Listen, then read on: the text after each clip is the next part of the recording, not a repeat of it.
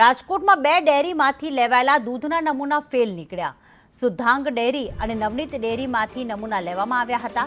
બંને ડેરી સામે કાયદેસરની કાર્યવાહી કરવામાં આવશે। દૂધમાં ભેળસેળ કરવામાં આવતી હોવાની ફરિયાદ ઉઠી છે, તો 20થી વધુ વેપારીઓના ત્યાં ફૂડના સેમ્પલની ચકાસણી કરવામાં આવી છે।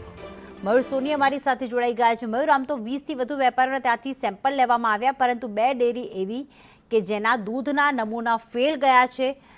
શું અંદરથી કોઈ કેમિકલ મળી આવ્યું છે? કયા પ્રકારની ભેળસેળ કરતા હતા આ વેપારીઓ?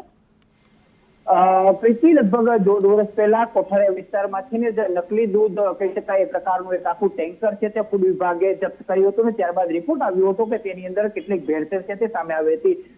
વખતો વખત કોઠારિયા વિસ્તારની અંદર કેટલાક લોકો દૂધમાં ભેળસેળ કરતા હોવાની ફરિયાદ છે તે આરએમસી સુધી પહોંચી હતી અને આ દરમિયાન જ સુધાંગ ડેરી અને નવનીત ડેરીમાંથી દૂધના નમૂના લેવામાં આવ્યા હતા। મિક્સ દૂધ, ભેંસનું અને ગાયનું આ ત્રણેય ફેકલ્ટીના નમૂના લેવાયા હતા અને ત્યારબાદ આનો રિપોર્ટ આવ્યો છે।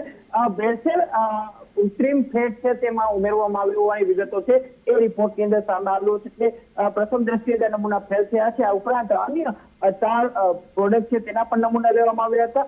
સમગ્ર મામલે વેપારીઓને તાકીદ કરાઈ છે અને જેમના નમૂના ફેલ થયા છે એમની સામે કોર્ટ કાર્યવાહી છે મહાપાલિકા કરી રહી છે। આભાર મયુર તમામ માહિતી માટે।